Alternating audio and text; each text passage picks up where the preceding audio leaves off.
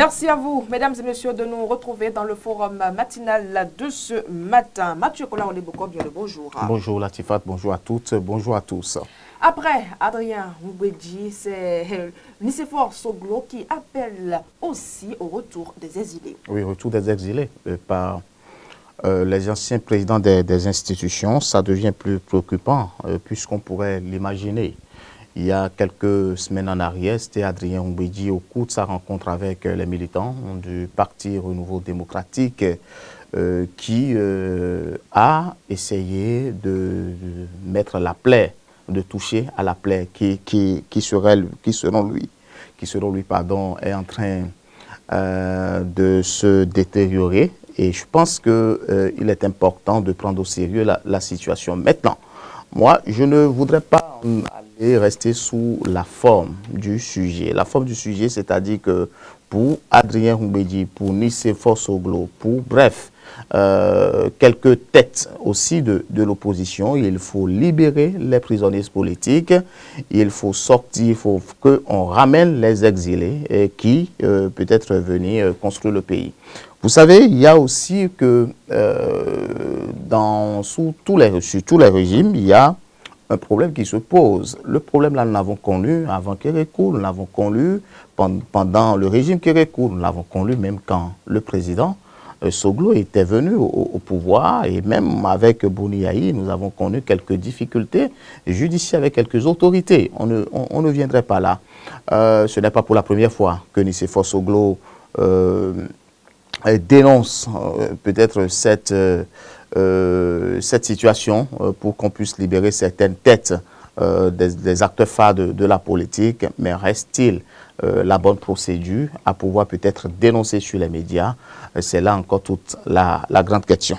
Et là, il appelle également, il demande au chef de l'État de laisser son fils revenir au bercail. Oui, justement, c'est là tout le problème. Moi, je me suis posé une question. Si le fils de Soglo n'était pas dans le lot de ce qu'on qualifie des exilés politiques, Soglo serait-il au front à mener cette lutte comme on est en train de l'imaginer aujourd'hui? Vous savez, Léali Soglo était encore au pays entre 2016 jusqu'en 2018, voilà où la situation a véritablement commencé. Soglo serait-il en train de plaider uniquement pour son fils, tout en voilant autre chose au peuple béninois? Moi, je ne saurais le dire, mais je pense que Soglo craint que Léali puisse peut-être subir les dérives les conséquences directes des tests de la République, et il plaide à ce que Léali Soglo revienne. Maintenant, si Soglo pense qu'il a utilisé toutes les voies adéquates pour que ça ne marche pas et que c'est sur les médias que ça va marcher, moi je ne pense pas que ça soit la bonne procédure. Je pense que la bonne procédure, Nicéphore Soglo aussi était président de la République, il connaît un peu comment ça fonctionne, il connaît un peu comment la politique fonctionne, il connaît comment là les négociations doivent se faire. C'est vrai qu'il est ancien président, mais Patrice Talon aujourd'hui demeure le président de la République.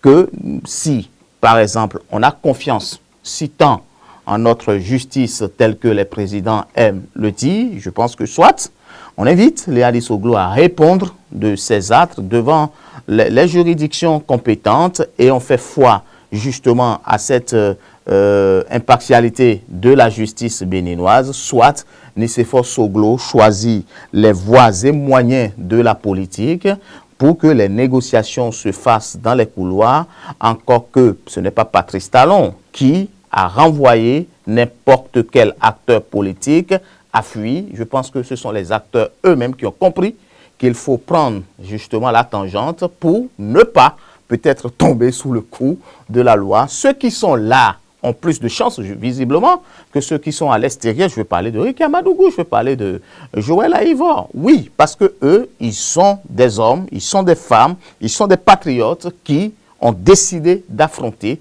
justement la justice. Qu'a fait Léali Soglo d'accord, pour que Léa Lissoglo se retrouve de l'autre côté.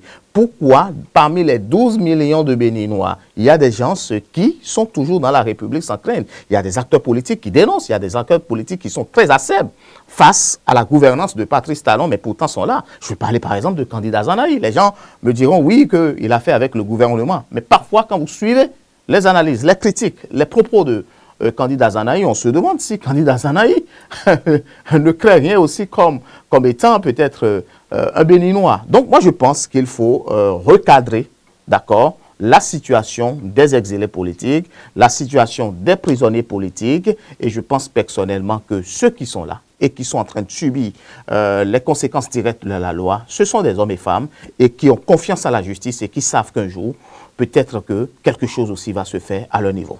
On dira, Mathieu Kolaole-Bokor, et de deux pour les anciens présidents d'institutions qui appellent à un retour des exilés. À qui le tour? Ah non, je pense que le tout, c'est déjà là. On plaide à ce que les élections soient transparentes.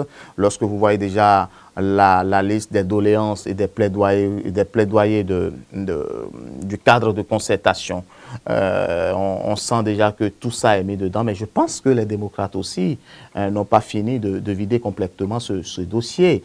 Ils appellent toujours à ce que Ricky Amadougou, ils appellent toujours à Joël Aïvo, qui respectivement ont eu 21 et 10 ans de prison, puissent sortir. Mais il y a plusieurs d'accords béninois innocents qui coulent, qui subissent aussi les conséquences directes de la loi. Je ne dis pas qu'il faut laisser Joël Aïvo, il faut laisser Ricky Amadougou derrière les barreaux.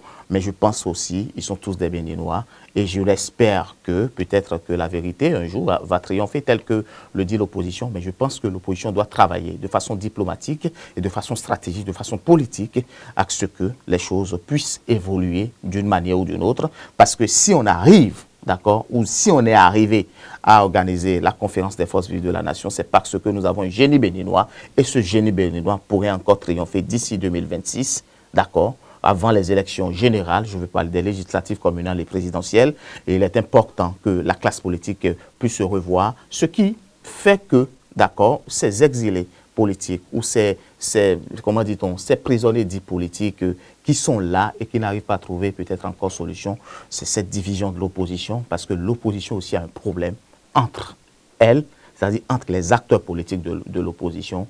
Il y a toujours le problème d'ego, il y a aussi le problème de logo qui se pose, et le jour où que ce soit les démocrates, le JSR, le MPL et tout ce que vous voyez autour de cette opposition-là puissent franchement parler le même langage, je pense que Patrice Talon aussi a les oreilles pour écouter, et je pense qu'au-delà de tout, il est aussi un patriote, il est aussi un citoyen, et lui-même, il prend du recul pour pouvoir analyser la situation, même s'il est le chef, d'accord, suprême des armées, même s'il est le premier des magistrats, il a aussi peut-être qu'il pourrait prendre du recul pour laisser les institutions fonctionner. Mais au-delà des institutions, nous plaidons à ce que peut-être Patrice Talon, politiquement, puisse aussi écouter, d'accord, l'opposition, et nous espérons que d'ici quelques mois, quelques semaines, ces cris de cœur qui viennent, d'accord, d'ici là, et peut-être on ne sait pas encore à qui le tout, peut-être ce serait Boni Yahi, pourquoi pas, on espère que,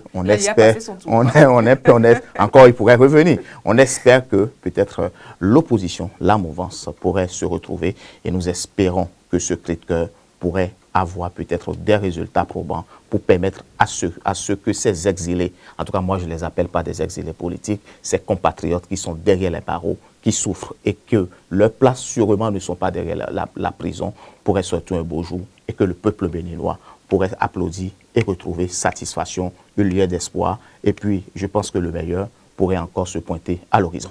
Bien à vous, Mathieu Kolaole-Bokor. On vous retrouve demain dans cette même rubrique de votre émission, Le meilleur hiver. Mesdames et messieurs, tout de suite, la météo de ce jour.